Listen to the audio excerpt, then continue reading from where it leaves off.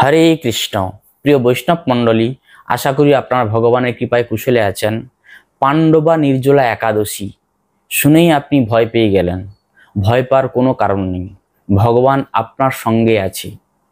আপনি ভক্ত, আপনার যতই সমস্যা থাকুক ভগবান আপনাকে পূর্ণ কৃপা করবে। কিভাবে?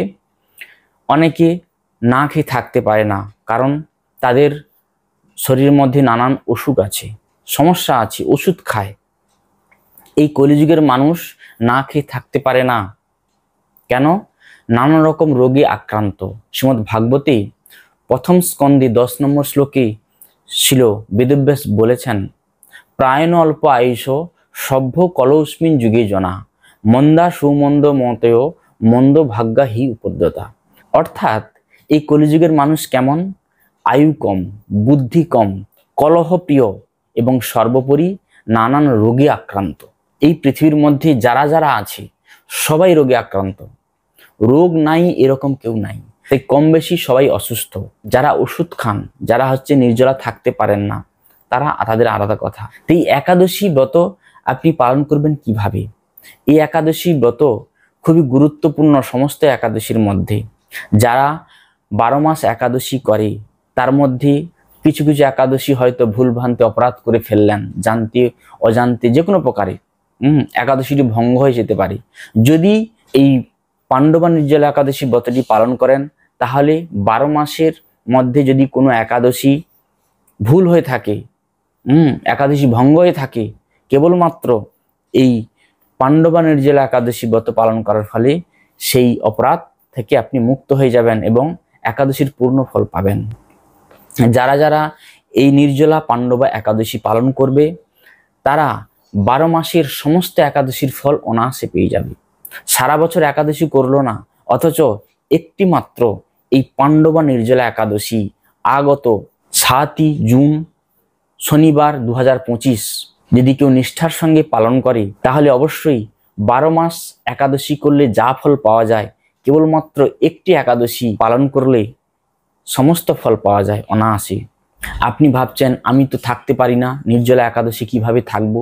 আপনি যদি ভগবানের কাছে প্রার্থনা করেন, সংকল্প করেন এই পাণ্ডবা নির্জলা একাদশী ব্রত পালন করার জন্য, আমি কথা দিচ্ছি 100% গ্যারান্টি ভগবান আপনাকে পূর্ণ সহযোগিতা করবে।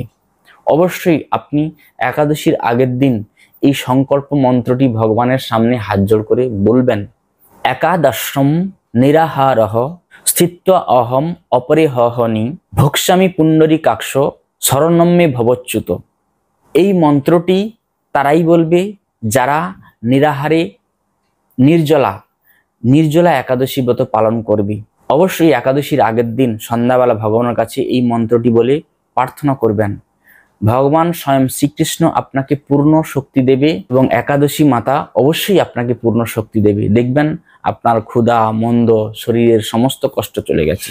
বিশ্বাস আপনাকে করতে হবে এবং এই বিধিটা আপনাকে পালন করতে হবে। অবশ্যই আপনি নির্জলা থাকতে পারবেন। আপনি ভাবতে পারেন আমি নির্জলা করতে পারবো না, আমি কি এইসব ফল পাবো না? যারা নির্জলা একাদশী ব্রত পালন করছে তারা সমস্ত ফল পাবে, আমি পাবো না। দেখুন, ভক্তি জগৎ এমন একটি জগৎ না, এখানে কেউ যদি সামান্য যদি কেউ কিছু করে তারও ফল আছে। তাই জন্য ভয় পাওয়ার কিছু নেই, দুঃখ পাওয়ার কিছু নেই, ঘাবড়ানোর কিছু নেই।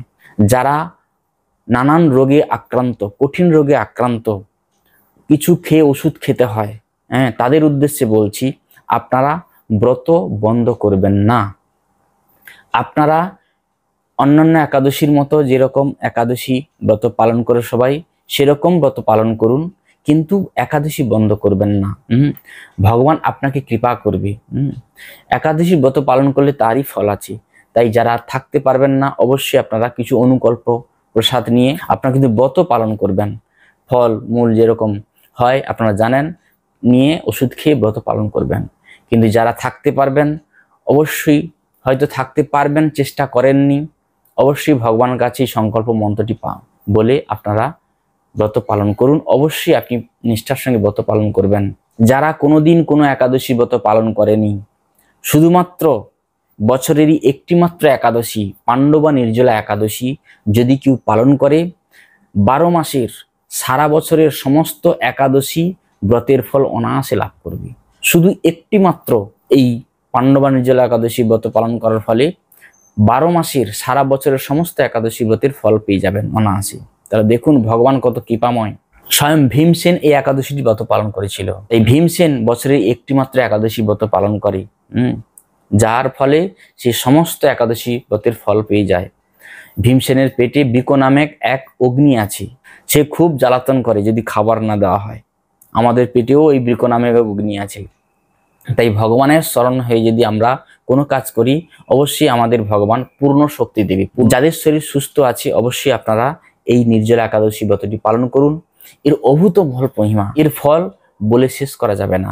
শাস্ত্রে বলা হয়েছে, মাতৃহা পিতৃহা চৈব ভাতৃহা গুরুহা তথা একাদশন্তু যো ভুঙ্ক্তে বিষ্ণু লোকচ্যুত ভাবিত। যারা একাদশীর দিন এই পঞ্চশস্য গ্রহণ করে তারা মাতৃহত্যা, পিতৃহত্যা, ভাতৃহত্যা, গুরু হত্যার পাপী রূপে গণ্য করা হয়।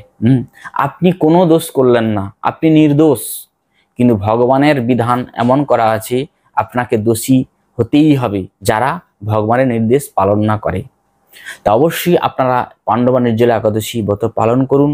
যারা থাকতে পারবেন না, শরীর খুবই খারাপ, কঠিন রোগে ভুগছেন, আপনারা অনুকল্প প্রসাদ নিয়ে আপনারা একাদশী অবশ্যই পালন করুন।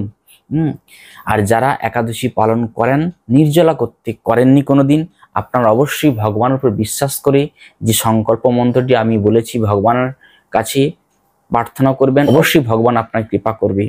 একাদশীর দিন সূর্য উদয় থেকে এবং দ্বাদশীর দিন সূর্য উদয় পর্যন্ত নির্জলা থাকতে হবে, তবেই আপনি নির্জলা ব্রতের পূর্ণ ফল পাবেন। একাদশীর পারণ কখন? একাদশীর পরের দিন সকাল 4:49 থেকে 7:20 মধ্যে আপনারা পালন করে নেবেন।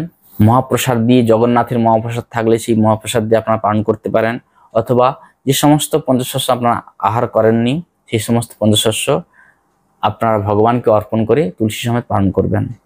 অবশ্যই এই নির্জলা একাদশী ব্রতটি পালন করুন। অভূত মহিমা, এর ব্রতের মহাত্মা পরবর্তী ভিডিওতে বলবো, আজকের মহাত্মা বলবো না। এখানে বক্তব্য বিশ্রাম রাখছি। সবাইকে বৈষ্ণব প্রণাম। হরে কৃষ্ণ।